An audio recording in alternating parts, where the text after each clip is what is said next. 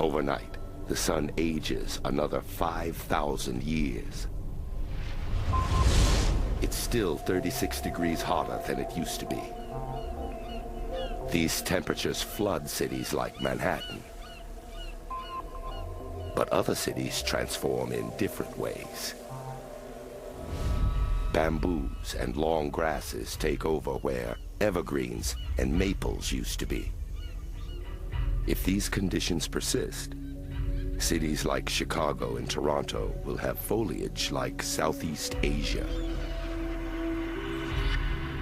Around the world, climate is dramatically different. The intense heat is evaporating water faster than ever before. Immense amounts of water are sucked into the sky.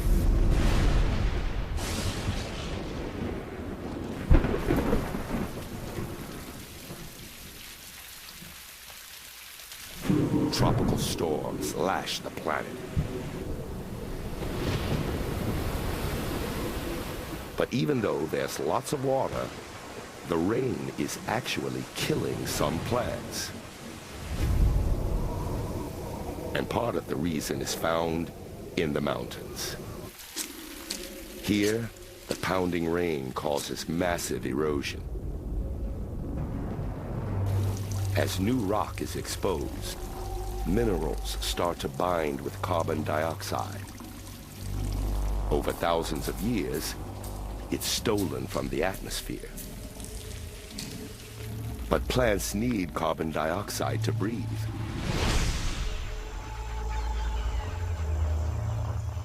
Some absorb it more efficiently than others. And in this hotter world, they're thriving in new locations. But other plants normally found in the northern hemisphere aren't adapting well.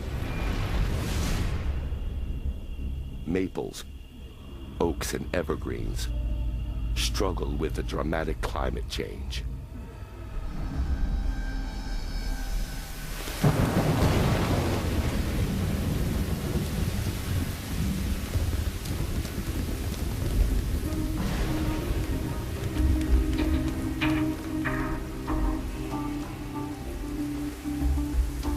The rain that's changing the planet normally cools us down too. We're one of the best animals in the world at regulating our temperature. Water can literally take heat away from our bodies. But in humid, 130-degree weather, it's getting hard for us to get rid of our sweat.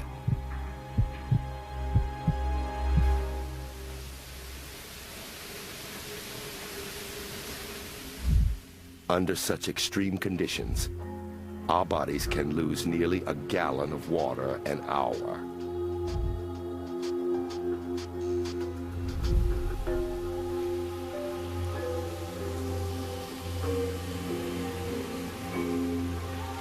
We're at the limits of our endurance. And the heat won't let up.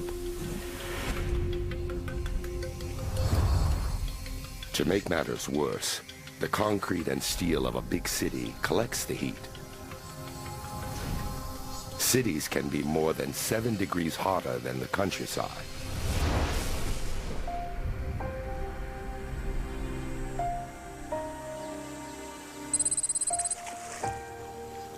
To survive in such a hostile world, there would be an enormous migration to the countryside, where the temperatures are slightly cooler.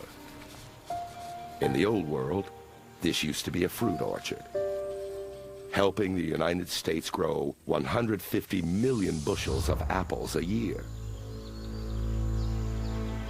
But like other plants in the northern hemisphere, these apple trees are not doing well. It's just too hot for the plants to grow. And it would be difficult for us to harvest the fruit. Working in such intense heat quickly raises our body temperature to dangerous levels.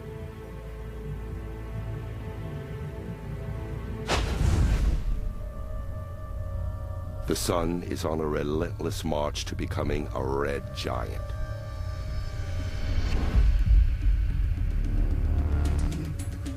But before it gets there, the heat will continue to rise. And we'll be completely wiped from the surface. This is a world where the sun is nearly 2/3 of the way through its life. It's something that won't happen for 3 billion years. But in this experiment, we've sped up the aging process to see what effects the sun's old age would have on Earth. Hydrogen used to make up most of the sun's core. Now, it's severely depleted. But even though there's less hydrogen, the sun is actually hotter.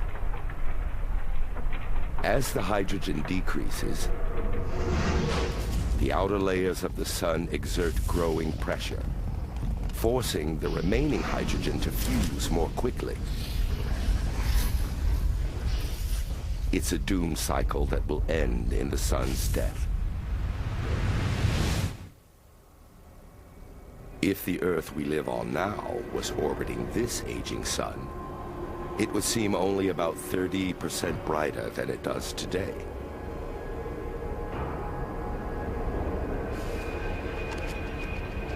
But it's not the brightness we react to as much as the heat. Seasons as we once knew them no longer exist. The temperature now soars past 212 degrees, hotter than the boiling point of water. Humans simply can't survive in this heat. The liquid on our eyes would quickly evaporate, and the severe heat would blind us. Our lungs are filled with alveoli, delicate membranes that absorb oxygen. They can't handle the 212-degree air for long. The heat would suffocate us. It's not the only thing under siege. The magnetosphere is an invisible field circling our planet, which protects us from blasts of solar radiation. But this hotter sun is producing more energy than ever before. Like a shield absorbing too many blows, the magnetosphere begins to weaken, and more solar radiation gets through to the planet's surface. Exposed skin is quickly destroyed. The only place humans can survive is underground. Here, ragged remnants of the population are shielded from the vicious UV radiation and crippling heat. But we can't burrow too far. The temperature rises over 15 degrees Fahrenheit for every 1,000 feet down. We're literally trapped between the deadly breath of our star and the internal heat of our planet.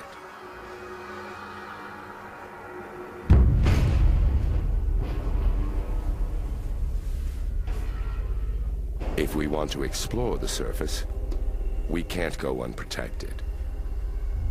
Modified spacesuits are a possible solution.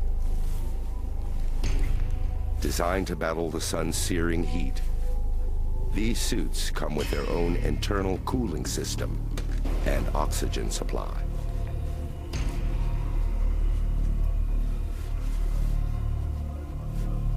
The suits are white to help reflect the torturous heat. But anyone wearing it will have to struggle with the suit's weight. More than 100 pounds.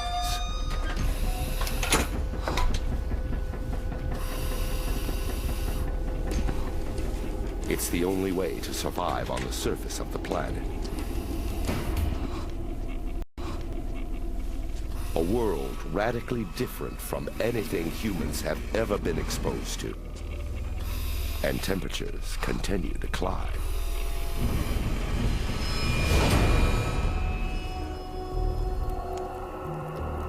It's now over 300 degrees.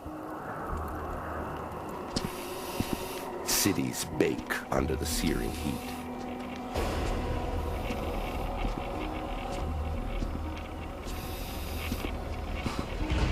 Water evaporates far more quickly than it does under our present sun.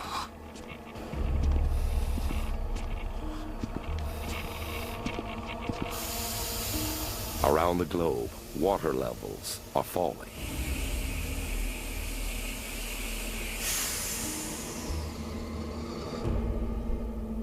The sun is literally boiling water off our Earth. The surface of the planet is as hot as a stove. Manhattan is no longer an island, but a city on a barren hill.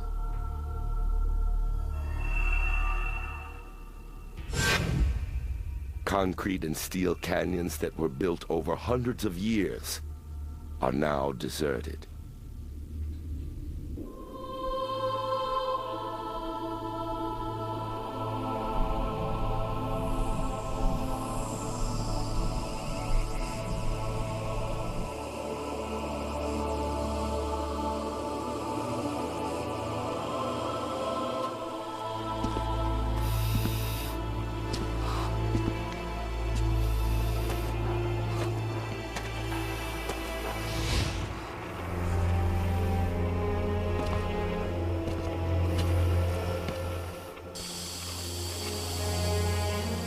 Even water hidden in the sewers begins to evaporate.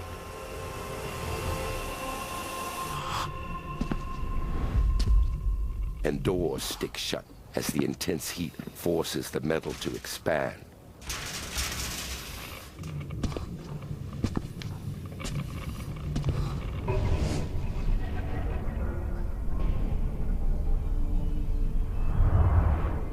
While open water is evaporating, bottled water can still be found. Simple physics is keeping it safe. As the water heats, pressure increases inside the bottle, raising the boiling point. And even at 300 degrees, this water won't boil. Yet.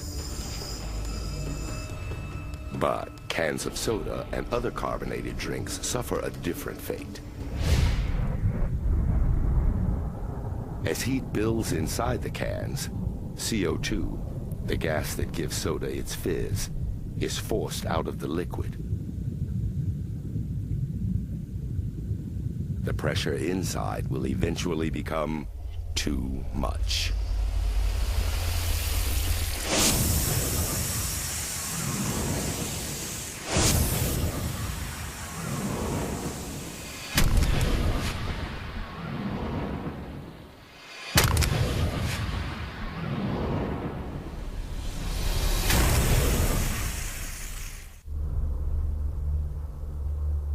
As the temperature continues to climb, the effects are much greater.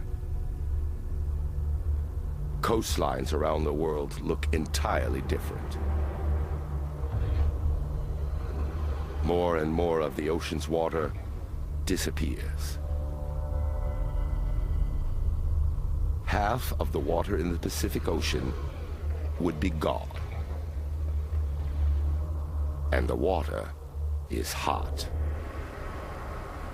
The average surface temperature of the oceans used to be about 63 degrees Fahrenheit.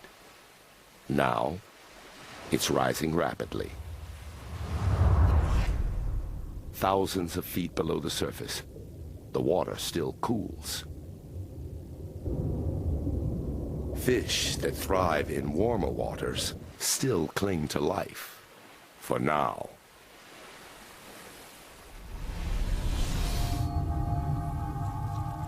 Even hardy creatures like cockroaches can't survive. They don't have lungs and can live for weeks at a time without food. But as they venture into the sun, they eventually die. overwhelmed by the heat.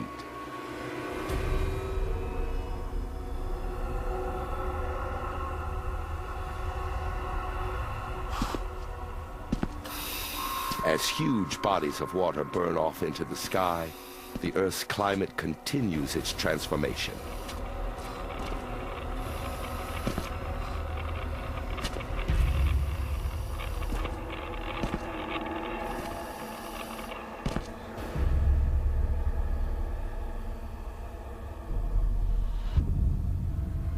More and more water is evaporating and condensing. Clouds stretch higher and higher into the sky.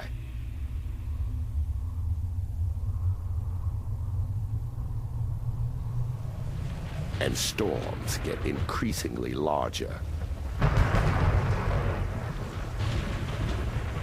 Megastorms, hundreds of miles across, lash the planet. If temperatures keep climbing, the air eventually becomes too hot for the rain to hit the Earth. It would evaporate before it ever reached the ground. For now, the enormous banks of clouds reflect some of the sun's heat. But ever-rising temperatures on Earth can't be stopped. Deserts take hold around the world. Even the hardy bamboos and grasses are overwhelmed.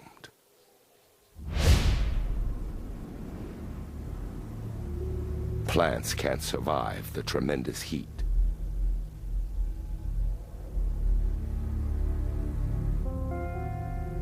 The death of plant life makes the brutal conditions on Earth even worse.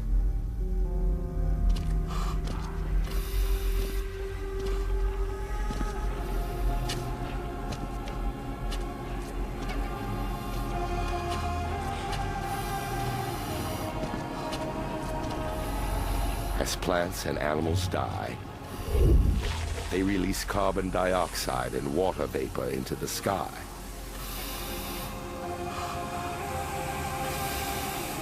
Both of these gases are part of our thermostat. They help trap heat on the Earth, keeping it warm enough to sustain life.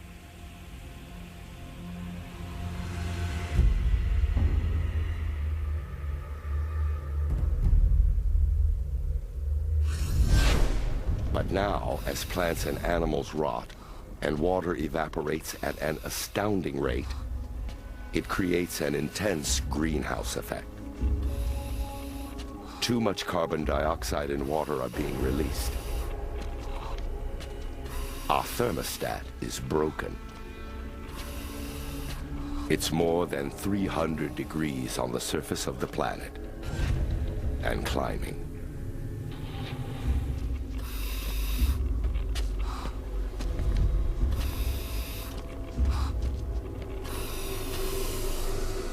But some life lasts longer than others. Cyanobacteria would be among the final living organisms on the planet.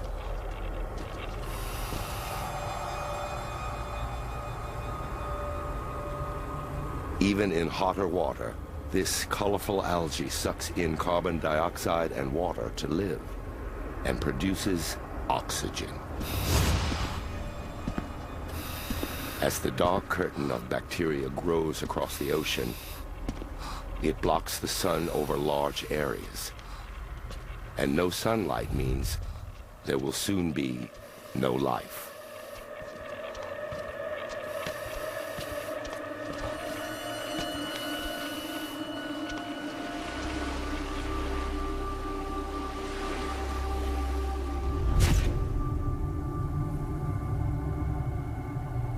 In a world of raging storms, where humans are struggling to survive, one of the most important necessities of life is disappearing.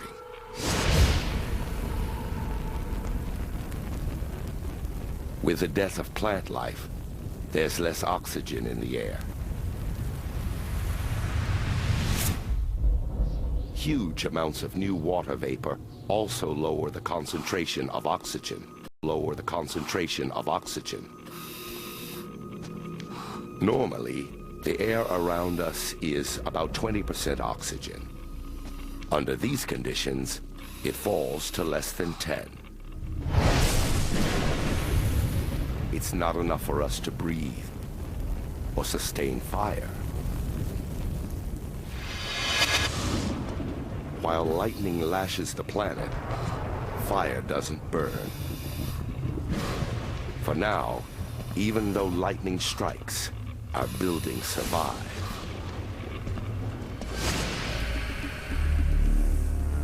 But worse is yet to come.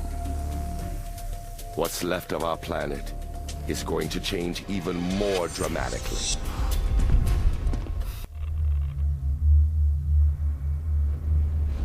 Our sun is aging rapidly, marching inevitably to its death.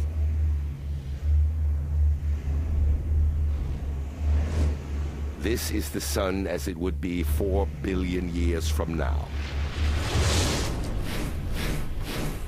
The remaining hydrogen in the sun's core is under tremendous pressure, crushed by the weight of the outer layers. Hundreds of millions of tons of hydrogen are fusing together every second.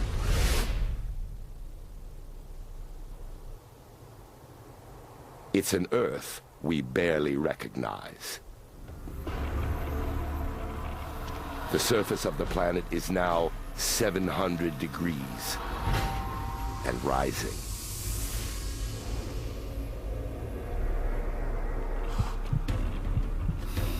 It's too hot for us to survive. Even the most sophisticated suit can't protect us from the blistering heat. And we can't survive underground either.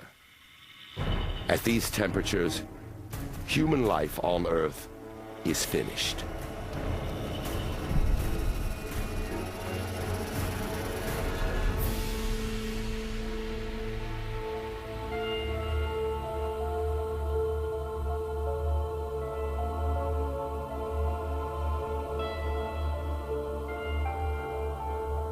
Every last drop of water on the planet is evaporating.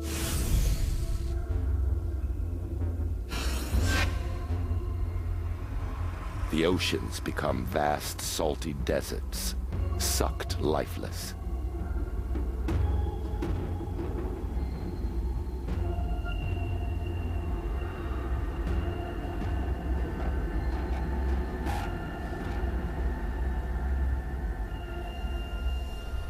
As the oceans vaporize, Earth is shrouded in clouds, which reflect the sun's rays. But that doesn't make it cooler.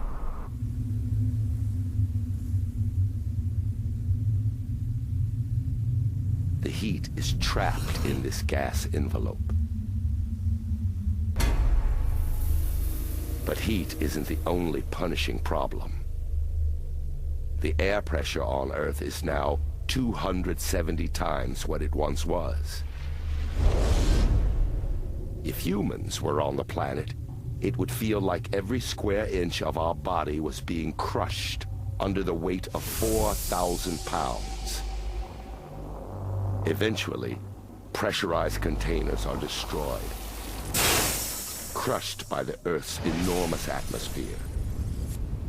But even highly volatile liquids like propane and gasoline still can't burn. In these conditions, there's not enough oxygen to sustain flames. But the extreme heat is more than enough to begin melting what we've left behind. Polyester and plastics turn into a molten mass. The extreme temperature also marks the death of anything made of concrete, which was created with water.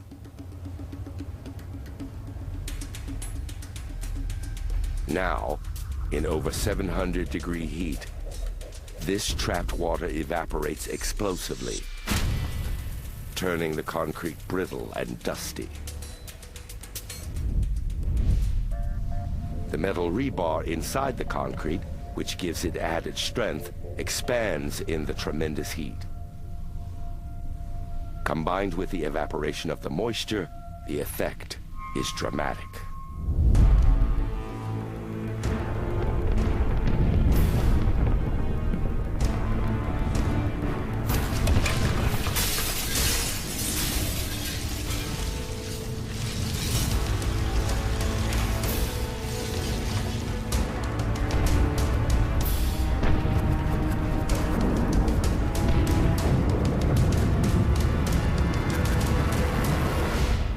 Some ancient monuments are still able to withstand the heat. Even 700 degrees isn't enough to damage the limestone of the pyramids, or the sandstone that makes up Stonehenge. They wouldn't melt just yet, assuming they were still around. But these incredible temperatures aren't stable. 700 degrees isn't anywhere near the most extreme the world will see. The greenhouse effect gets worse. Temperatures shoot up towards 2,400 degrees.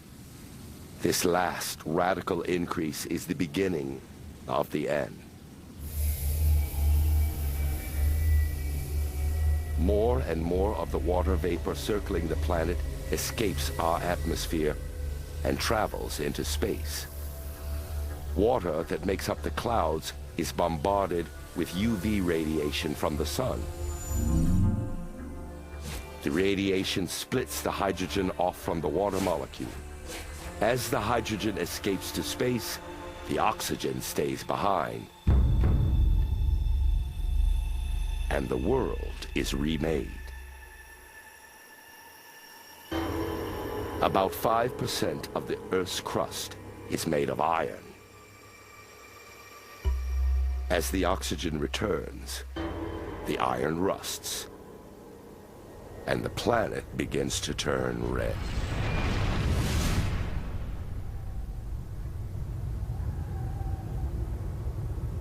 As the oxygen levels climb again, the extreme temperatures spark a deadly cycle. There's enough oxygen for fire to return.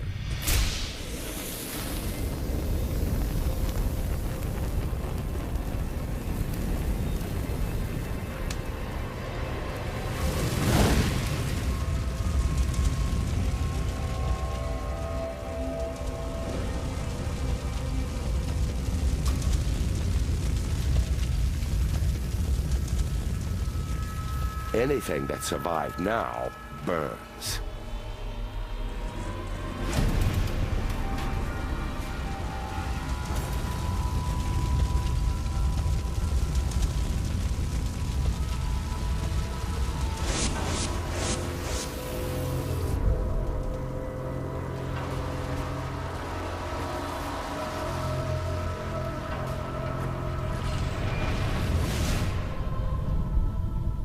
Even without the fire, the limestone of the pyramids now crumbles.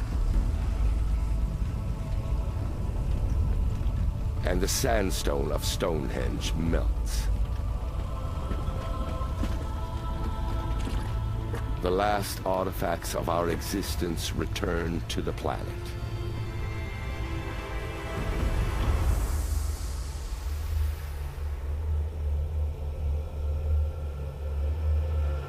Earth is now a scorched, rusting world. The sun is just 40% brighter than it once was. And what's left is completely consumed by fire.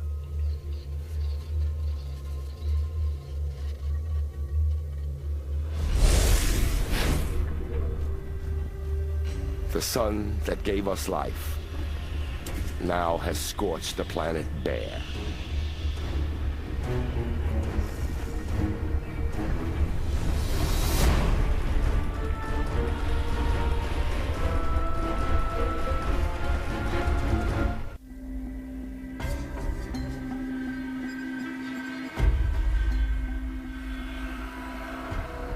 This is the Earth. Billions of years into the sun's future. Our sun has aged, and we've tried to live under the light of a hotter, brighter star.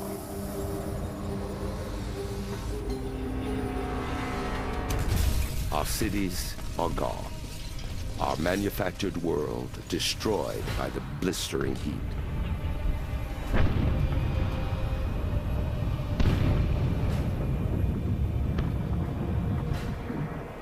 Any kind of life has become impossible.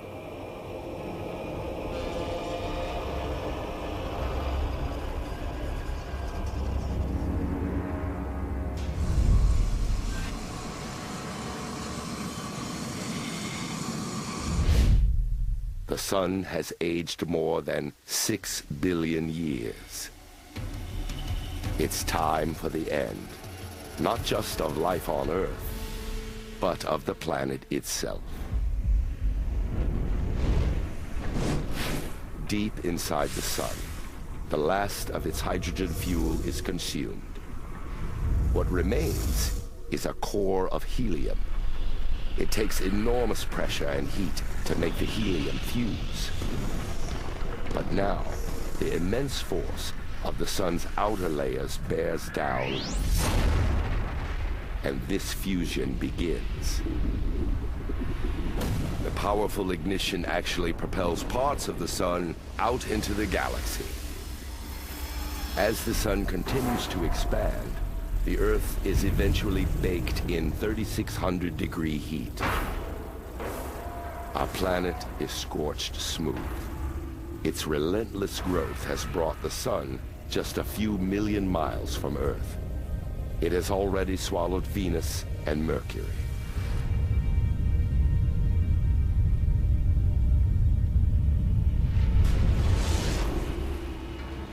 Now the rising sun completely fills the horizon on what remains of our planet.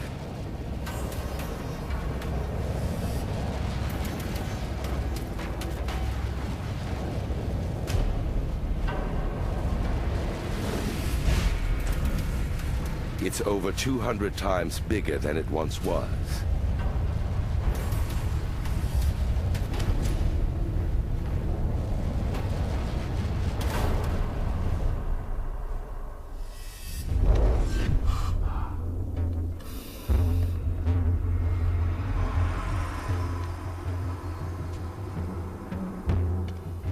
Humans would only be able to witness this event if we had somehow escaped the Earth and were observing our planet from afar. Perhaps Jupiter's moon, Europa. It's always been outside the habitable zone of our solar system, too cold to support human life. But the red giant has changed that. Temperatures reach habitable levels even at the far edges of our solar system. But Earth looks nothing like it used to. No signs indicate it could have ever sustained life.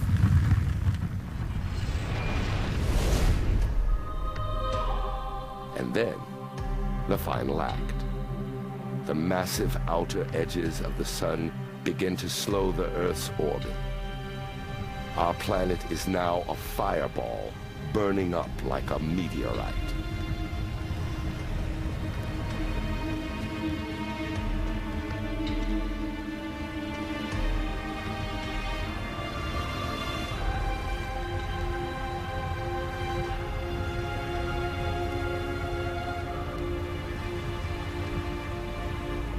In a blast of unimaginable heat, we're swallowed by the sun.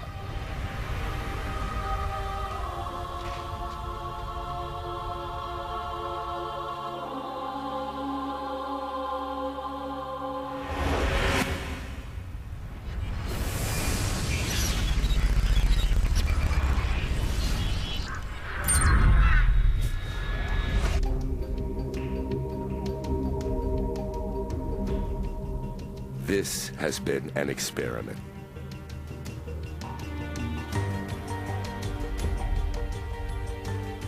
As our sun ages, it will slowly become hotter and larger. It will eventually become a red giant and transform our solar system.